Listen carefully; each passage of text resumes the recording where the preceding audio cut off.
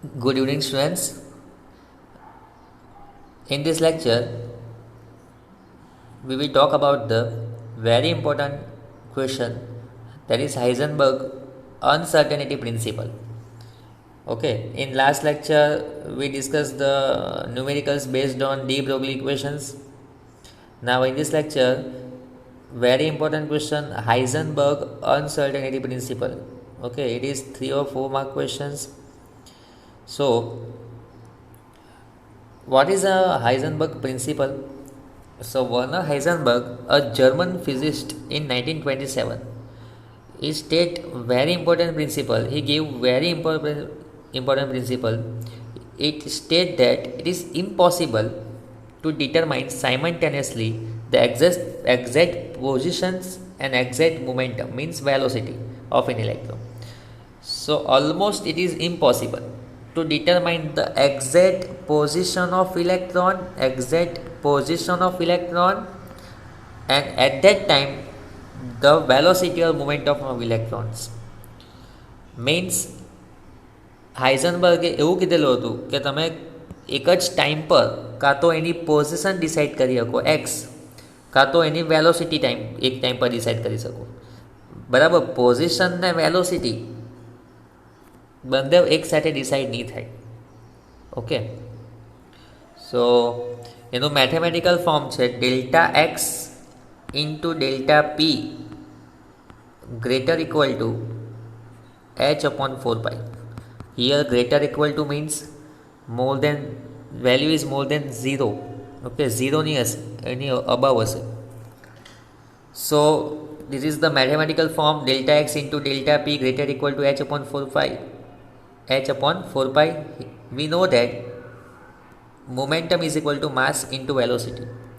Here mass is almost fixed, so delta p is equal to m, and velocity is changed, so delta v. Now put this value in this equation. So delta x is equal to delta x into m delta v greater equal to h upon 4 pi. Okay, so now final delta x into delta v greater equal to h upon 4 pi m. Okay, this is the last equation. એમને આપણે ડિનોમિનેટરમાં લઈ જઈએ તો delta x into delta v greater equal to h upon 4 pi m આવે.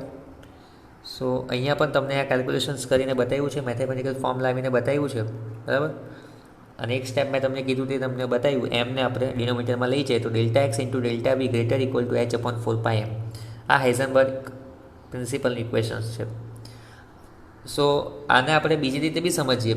Suppose કે electrons અત્યારે આ position પર છે, બરાબર, એની કોઈ પોઝિશન ડિસાઇડેડ નહીં હશે. બરાબર, સો એની પોઝિશન ડિસાઇડેડ નહીં હશે તો આટલેથી આટલી રેન્જમાં સપોઝ આપણે એને મળ્યું તો એને એક્સ તો નહીં કહેવાય, ડેલ્ટા એક્સ કહેવાય. ડિફરન્શિએટના ફોર્મમાં મળ્યું, ડિફરન્સ મળ્યો એને. બરાબર, એક્ઝેક્ટ પોઝિશન નથી. અને સેમ વેલોસિટી બી તમને ઇલેક્ટ્રોન્સ આ બરાબર સર્ટેન વેલોસિટીથી પાસ થતો હોય તો આ એની બરાબર એરિયા મળ્યો, તો એરિયાને આપણે કીધું છે delta V.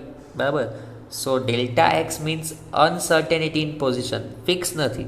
Delta V means uncertainty in velocity, and delta p means uncertainty in momentum. So it is indicated, delta is here indicated means uncertainty.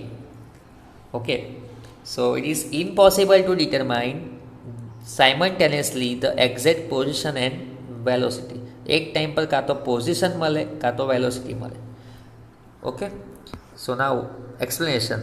If the position of electron is known, means delta x is known, then the velocity of the electron will be uncertain, is large.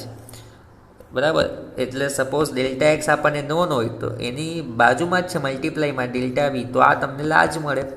બરાબર, અને delta વી non હોય, velocity non હોય તો delta x large મળે. બરાબર, સો if the position of electron is known, then the velocity of the electron will be uncertain. If the velocity of the electron is known precisely, then the position of electron will be uncertain. બરાબર, કોઈ બી એક value અનસર્ટન થઈ જાય, વધારે મળી જાય એટલે. So if we carry out some physical measurement of electrons position and velocity, then outcome will always fuzzy or blur picture, means exact value આપણને બેમાંથી એકની નહીં મળે, ઓલમોસ્ટ તમને નિયર બાય મળે. પ્રોબેબિલિટી ઇન્ડિકેટ કરે. હાઇઝનબર્ગ શું ઇન્ડિકેટ કરે? એની પ્રોબેબિલિટી કે after some times electron situated at some area not fix position. Okay, area decide કરે. અને આ બોઝના જે આઉટકમ હતા, બોઝના જે પોસ્ટ્યુલેટ હતા એને ફેલ કરે. બરાબર. બોઝે શું કીધેલું હતું? બોઝે કે electron specify n is equal to 1, n is equal to 2, n is equal to 3 stationary ફેઝમાં જ મુવમેન્ટ કરે. સ્પેસિફાઈ સ્ટેશનરી ફેઝમાં મુવમેન્ટ કરે. અને એકચ્યુઅલીમાં ઇલેક્ટ્રોનની પોઝિશન ફિક્સ નથી, એટલે બોઝ પોસ્ટ્યુલેટ ફેલ હતો. બરાબર. હાઇઝનબર્ગના પ્રિન્સિપલ પછી તો ઇલેક્ટ્રોન્સ એ એરિયા ડિસાઇડેડ, ઇલેક્ટ્રોન્સ અમુક એરિયામાં એ મળી હોવાની એ પ્રોબેબિલિટી ઇન્ડિકેટ કરે હાઇઝનબર્ગ. ઓકે. અને આના પરથી એક વેરી ઇમ્પોર્ટન્ટ એક જોક્સ બી છે, એક મીમ્સ બી છે, જે તમે એને મીમ્સ કહેવો કે બરાબર. એક હિલ્સ તે ટાઈમ પર આ જોક્સ બનેલો હતો. બરાબર. તો એમ કહે કે હાઇઝનબર્ગ જ્યારે એની કારમાં એ કન્ટિન્યુઅસલી સ્પીડમાં, વેરી સ્પીડમાં એ કાર ચલાવતો હતો. બરાબર. એક હિલ સ્ટેશન સાઈડ. બરાબર. તો એને પોલીસવાળાએ જ્યારે પકડ્યો અને કીધું કે તમને ખબર છે કે તમે કેટલી સ્પીડ પર તમે કાર ચલાવતા છો અત્યારે? હાઇઝનબર્ગને એવો ક્વેશ્ચન પૂછ્યો. બરાબર. પોલીસે. તો હાઇઝનબર્ગનો એક બહુ જ મસ્ત એનો આન્સર હતો. એણે એમ કીધું કે હું મારી સ્પીડ વિશે મને જો ખબર પડી જાય તો મને મારી સ્પીડ ખબર હોય તો હું કઈ જગ્યા પર છું એ મને એની આઈડિયા આવે. બરાબર ને? એટલે એણે એમ કીધું કે મને જો મારી સ્પીડ ખબર હોય તો મને એ થોડી ખબર હોય કે હું કઈ જગ્યા પર છું. બરાબર. એ કન્ટિન્યુઅસની સ્પીડમાં જ જતો હતો. તો હાઇઝનબર્ગને એવી થોડી ખબર પડે કે હું કઈ જગ્યા પર અત્યારે છું. એટલે એક બ્યુટીફુલ એકદમ મસ્ત આન્સર આપ્યો હતો કે જો હું સ્પીડ વિશે નોન હોઉં તો મને મારી પોઝિશન નહીં ખબર પડે, અને મારી પોઝિશન જો મને ખબર હોય તો મારી સ્પીડ પર મારા પર કોન્સન્ટ્રેટિંગ થાય. બરાબર. એ રીતે એક મીમ્સ બહુ નેટ પર અત્યારે તમને જોવા મળે. બરાબર. સો if the position of electron is known, the velocity is large, and the velocity is precisely known, then position is very large. Okay, so to decide the position of electron, બરાબર, ઇલેક્ટ્રોનની position આપણે decide કરી શકીએ. Suppose કે આપણે photo electric effect જોઈ લઈએ. બરાબર. એમાંથી ઇલેક્ટ્રોનને આપણે ઇજેક્ટ કરેલા. ઇજેક્ટ એટલે ફોટોનને આપણે કોઈ મેટલ સરફેસ પર બરાબર ફોલ કરેલો, તો એનામાંથી ઇલેક્ટ્રોન ઇજેક્ટ થતા, તેની થ્રેશોલ્ડ ફ્રિકવન્સીથી ઇલેક્ટ્રોન ઇજેક્ટ થતા હતા. બરાબર. અહીંયા સોડિયમની, પોટેશિયમ, બરાબર, રૂબિડિયમ, એ બધા મેટલ પર જ્યારે ફોટોનને આપણે ફોલ કરેલો ત્યારે ઇલેક્ટ્રોન એમાંથી ઇજેક્ટ થતા હતા ને. બરાબર. સો ઇલેક્ટ્રોનને આપણે ઇજેક્ટ કરી શકીએ. ઇલેક્ટ્રોનને આપણે ઇલેક્ટ્રોન્સની આપણે સ્પીડ ખબર પડી શકે. બરાબર. તો in order to determine the position of electron, we must use the meter stick calibrate in the units of smaller than dimension of electrons. એટલે આપણે જે લાઇટ યુઝ કરવાના, બરાબર, તે ઇલેક્ટ્રોન્સના ડાયમેન્શનથી લેસ હોવી જોઈએ, વેવલેન્થ સ્મોલર હોવી જોઈએ દેન ધ ઇલેક્ટ્રોન્સની વેવલેન્થ કરતાં સ્મોલર વેવલેન્થવાળી લાઇટનો આપણે યુઝ કરીએ તેનાથી ઇલેક્ટ્રોન ઇજેક્ટ થાય. અને એના પરથી આપણને ઇલેક્ટ્રોન્સ એ જે લાઇટ આપણે એના પર ફોલ કરવું તો બરાબર, તો ઇલેક્ટ્રોન્સ પર એ લાઇટ જ્યારે ફોલ થાય એનું કોલિઝન થાય, બરાબર, સ્ટ્રાઇક થાય, તો વી would be able to calculate the position of the electrons. બરાબર. એ એક્ઝેક્ટ આપણને ખબર પડી જશે કે ઇલેક્ટ્રોન ક્યાં છે. બરાબર. ઇલેક્ટ્રોન્સની ઉપર જ્યારે આપણે લાઇટ ફોલ કરીએ ત્યારે એની વેવલેન્થ કરતાં ઓછી વેવલેન્થ, તો આપણને એની પોઝિશન ડિસાઇડ થઈ ગઈ. બરાબર. ડેલ્ટા એક્સ આપણને ડિસાઇડ થઈ ગયો.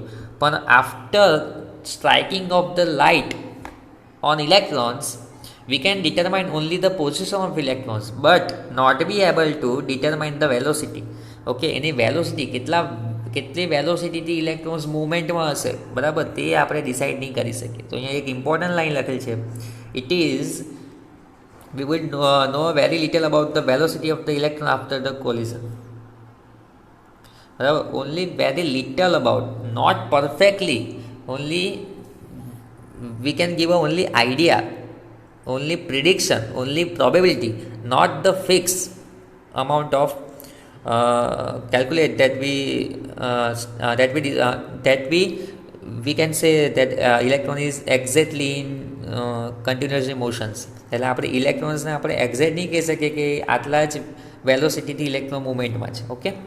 And significance of uncertainty principal, one of the important implementation of Heisenberg uncertainty principle is that it rules out the existence of definite path or trajectories of electrons and other similar particles. બરાબર, મેં તમને કીધું તેમ બોહલ્સ પોસ્ટુલેટમાં કઈ વાત હતી? Electron specify અમાઉન્ટમાં n is equal to 1 2 3 અમાઉન્ટમાં એક સ્ટેશનરી ઓર્બિટમાં સર્ક્યુલર મોશનમાં એ મોશન કરે, બરાબર, સર્ક્યુલર પાથમાં મોશન કરે. જે આ હાઇઝનબર્ગ પ્રિન્સિપલ એને રૂલ આઉટ કરે. હાઇઝનબર્ગનો મતલબ એવો છે કે ઇલેક્ટ્રોન કોઈ સ્પેસિફિક જગ્યા પર નહીં હોય, બરાબર, કોઈ ચોક્કસ સ્થાન પર, એ ચોક્કસ પોઝિશન પર નહીં હોય, બરાબર, એ એનું રિજિયન્સ હોય ઇલેક્ટ્રોન્સનું. Okay. The trajectory of an object is determined by its location and velocity in various moments. Okay.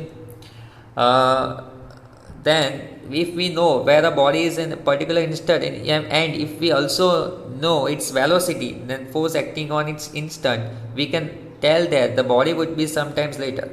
Since for a subatomic object such as an electron, this rule is applicable only for microscopic, not for macroscopic object. Microscopic means electrons. It is not possible simultaneously to determine the position and velocity of any given instant to an precision. Okay, and it is not possible to talk of the trajectory of electrons.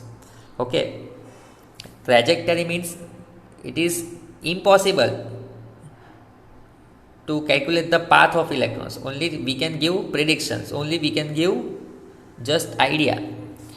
So position and velocity આપણે એક સાથે decide નહીં કરી શકીએ. Limitation, very important. The effect of Heisenberg uncertainty principle is significant only for motion of microscopic, only for electrons, not for body, our body, car, heavy object માટે આ rules rule out થાય છે, બરાબર. It is negligible for that macroscopic, it is negligible, macroscopic માટે આ rule out થઈ જાય છે. Okay. Then for electron, uncertainty is velocity is 10 raised to minus 4. Okay, 10 raised to minus 4 મળે આપણને uncertainty. While for 1 milligram object is 10 raised to minus 20, not 28, 10 raised to minus 28. Okay, આ તમે correction કરી દેજો. હવે આ વેલ્યુ બહુ bigger મળી આપણને, એના માટે સિગ્નિફિકન્ટ એનું રહી નહીં, એટલે આપણને 10 raised to minus 4 મળે, એ આપણને સિગ્નિફિકન્ટ વેલ્યુ છે. So for electron uncertainty in position is less like 10 raised to minus 8. Still, uncertainty in velocity is 10 raised to minus 4 meters square per second inverse is therefore means that precise statement of positions and momentum of electrons have to be replaced by the statement of probability. So Heisenberg statement only give the probability of the position of electrons and momentum or velocity of electron. Okay. સો આ રૂલ્સને એક બીજા બી example તમને સમજાવું, બરાબર. Red છે, બરાબર, ઉંદરને તમે લાઇટથી, બરાબર, રાતના ઉંદર આવ્યો અને તમે એને લાઇટ એના પર ફોલ કરી, બરાબર, તો બેટરી કે ટોર્ચ કોઈ બી લાઇટ એના પર ફોલ કરી, તો તમે એટ અ ટાઈમ તમે એને જોયો, બરાબર. આફ્ટર સમ ટાઈમ એ કઈ જગ્યા પર હશે, બરાબર, એની પોઝિશન ક્યાં હશે, તે ટાઈમે તો એની આપણે ડેલ્ટા એક્સ આપણે ડિટરમાઇન કરી નાખી.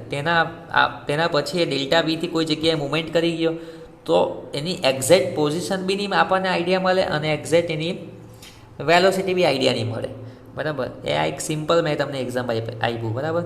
તો at a time simultaneously we can not measure delta x and delta b. Okay. Okay. So now we are going to discuss some example according to this principle. So first, calculate the total uncertainty per the object having 1 milligram mass. Discuss the result. H and pi is given. So we know that delta x into delta p greater equal to h upon 4 pi. This is equation, Heisenberg equations. Now we know that delta p means m delta v greater equal to h upon 4 pi, greater equal or equal to. Then delta x into delta v, we have to calculate delta x into delta v. So greater equal to h upon 4 pi m. Okay. So here value of h is given 6.626 into 10 raised to minus 34 joule into second. 4 multiplied by 3.14 and m 10 raised to minus 6 kg. So here minus 6, so 10 raised to minus 34 plus 6, so answer is 10 raised to minus 28, and answer 0.5273. Now one step towards the right side, so answer is 5.273 into 10 raised to minus 29. Answer is 10 raise to minus 29. આ જ આપણને કામનું છે. હવે અહીંયા તમે જુઓ કે આપણે સપોઝ કે તમને આ કેલ્ક્યુલેશન નથી આવડતું તો એ પણ તમને સમજાવી દે. એચનો આન્સર આવે જૂલ ઇન્ટુ સેકન્ડમાં, તો જૂલના બદલે શું મૂકવાનું? કિલોગ્રામ મીટર સ્ક્વેર પર second square into second. Okay, and divided by kilogram. Kilogram cancel, 1s and s cancel, so meter square per second or meter square second inverse જે તમને અહીંયા આપેલું છે. સો આનું સિગ્નિફિકન્સ એટલે અહીંયા શું કહેવા માંગે? રિઝલ્ટ 10 રેઝ ટુ માઇનસ 29 બહુ લાર્જ વેલ્યુ, નેગેટિવ વેલ્યુમાં ઓપ્ટેન થઈ. So this uncertainty is very less, so for this much less mass also uncertainty is not applicable. સો આ નેગેટિવ વેલ્યુ બિગર મળીને આપણને બિગર વેલ્યુનો મતલબ અનસર્ટેનિટી લેસ કહેવાય. નેગેટિવમાં જેની વેલ્યુ બિગર તેને લેસ વેલ્યુમાં કન્સિડર થાય ને. નેગેટિવ છે ને ઉપર એટલે વેલ્યુ લેસ કન્સિડર થાય. સો આ રૂલ્સ આના માટે રૂલ આઉટ થઈ જાય, બરાબર, એપ્લિકેબલ નહીં થાય.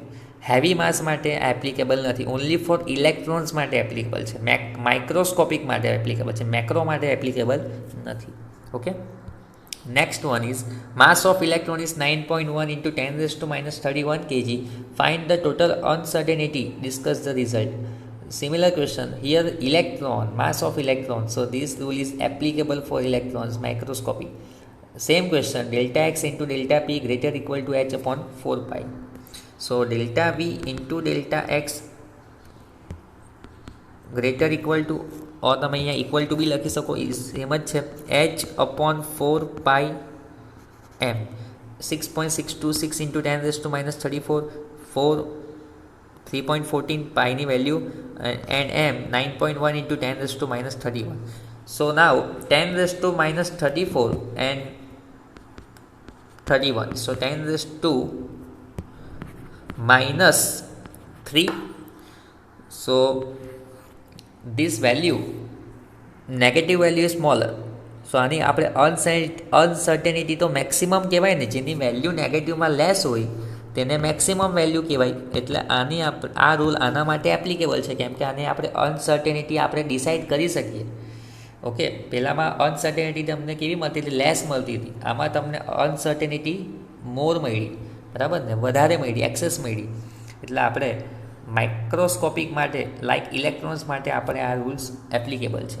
Okay, so now we discuss question number, example number 15. Okay, solved example, NCERT solved example. A microscopic using suitable photon is employed to locate an electron in atom within a distance 0.1 angstrom. What is the uncertainty involved in measurement of its velocity? Okay, measurement of its velocity means we have to find delta v, and here 0.1 angstrom is given, so 10 raised to minus 10 meter. So now equation is similar, delta x into delta p greater equal to h upon 4 pi. Okay, p then delta p substituted by m delta v. Okay, then after delta v is equal to h upon 4 pi delta x into m. H is Planck constant 4 pi 3.14, delta x means given 0.1 into 10 raised to minus 10, and m means 9.11 into 10 raised to minus 31 kilogram. Now the answer is 0.5797 into here 10 raised to minus 34. 10 raised to minus 31 ઉપર જશે plus 31 થશે, અને minus 10 ઉપર જશે plus 10 થશે. Okay, so 0.5797 into minus 34 plus 31, so minus 34 plus 31, so it is minus 3 plus 10. So 10 raised to 7, 0.5797 into 10 raised to 7, or 5.797 into 10 raised to 6 meter per second. So velocity is 5.797 into 10 raised to 6 meter per second. It is very easy question. Velocity in meter per second. So we discussed the last question. This is also NCERT solved example 16 number. Okay, you can check in your NCERT textbook solved example. A golf ball has a mass of 40 gram, mass is given, and a speed of 45 meter per second. If the speed can be measured with an accuracy of 2%, calculate the uncertainty in position. Last question we calculate delta v. In this question we have to find delta x.